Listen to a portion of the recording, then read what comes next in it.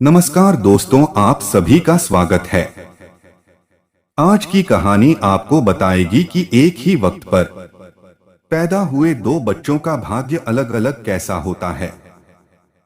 यानी कि अगर एक ही वक्त पर दो इंसान पैदा होते हैं या दो भाई पैदा होते हैं तो एक भाई का आचरण कुछ अलग होता है। एक भाई को कुछ अलग ही दुनिया मिलती है। यही सवाल एक बार एक राजा के मन में आया और राजा ने भरी सभा में, जहां पर बड़े बड़े विद्वान बैठे हुए थे, उन सभी से एक ही प्रश्न किया कि आप मुझे बताइए कि एक ही समय पर पैदा होने वाले बच्चों का भाग्य अलग अलग कैसे होता है।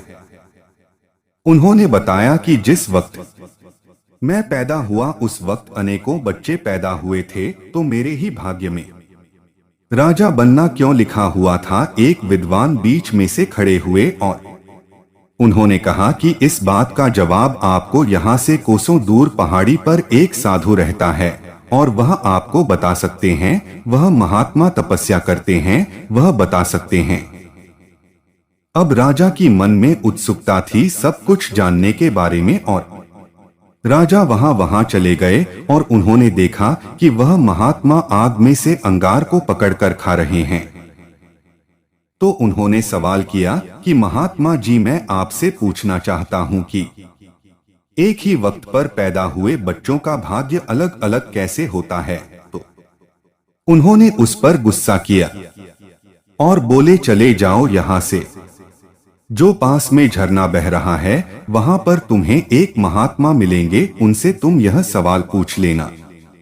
अब वह राजा उन महात्मा के पास चला गया तो वह महात्मा जो थे वह अपना ही मांस नोच के खा रहे थे, यानी कि अपना ही मांस निकाल कर खा रहे थे। राजा से ऐसे देखा नहीं गया।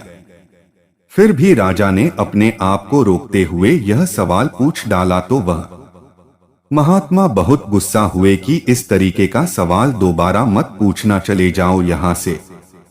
बगल के गांव में एक बच्चा है 4-5 साल का और वह मरने वाला है, तो तुम्हें बता सकता है। राजा के मन में उत्सुकता थी जानने की, क्योंकि सवाल बहुत जबरदस्त था। तो राजा उस बच्चे के पास चला गया और उस बच्चे के माता पिता सभी वहां बैठे हुए थे। तो उस बच्चे से भी राजा ने यही सवाल किया कि तुम मुझे बता सकते हो कि एक ही वक्त पर पैदा हुए बच्चों का भाग्य अलग अलग कैसे होता है। तो बच्चा मुस्कुराया और बच्चे ने बोला कि मैं आपको बताता हूं कि पिछले जन्म में हम तीनों आपके भाई रहे हैं जो महात्मा अंगार निकाल कर खा रहे थे, जो आपको दिखा अपना ही मांस खा रहे थे, और हम चारों पिछले जन्म में भाई थे। और जंगल में एक बार हमने रोटियां बनाई थी। जब हम रोटियां खाने वाले थे तभी एक साधु आए थे और उन्होंने कुछ मांगा था कि उन्हें भी भूख लगी हुई थी। सबके पास एक एक रोटी थी। तो सबसे पहले उन्होंने अंगार वाले साधु से रोटी मांगी तो साधु ने मना कर दिया कि अगर मैं तुम्हें रोटी दूंगा तो क्या मैं अंगार खाऊंगा। दूसरा उन्होंने मांस वाले साधु से कहा कि मुझे रोटी चाहिए बाबा। तो उन्होंने कहा कि अगर मैं तुम्हें रोटी दूंगा तो मैं क्या मांस खाऊंगा। और मैंने भी मना कर दिया कि मैं तुम्हें रोटी नहीं दे सकता। और चौथे तुम थे कि तुम्हारे पास एक रोटी थी और तुमने आधी रोटी उन महात्मा को दी और उन्होंने अपना पेट भरा, बाकी को श्राप मिला और तुम्हें आशीर्वाद मिला। मर्म की बात यह थी, आपके आज के जो अच्छे कर्म है उसका नतीजा आपको जरूर आगे के जन्मों में मिल सकता है। आज आप क्या करते हैं।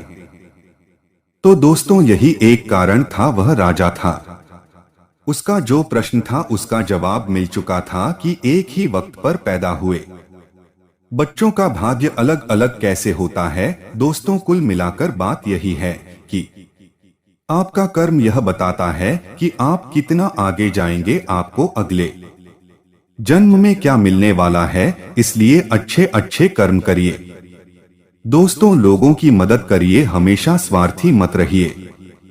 दोस्तों, मुझे उम्मीद है कि यह कहानी आपको अच्छी लगी होगी। दोस्तों, अगर आप चाहते हो कि आपको और भी कहानियां मिले तो आप बिल्कुल सही जगह पर हो। यहाँ पर आपको मोटिवेशन से भरपूर कहानियों का वीडियो मिलेगा जो कि आपको दिन ब दिन लाइफ में आगे बढ़ने की प्रेरणा देगा और आपको असीमित ऊर्जा से भर देगा। दोस्तों, इस कहानी को सुनने के लिए और अपना अमूल्य और बेशकीमती समय देने के लिए दिल से आपका शुक्रिया।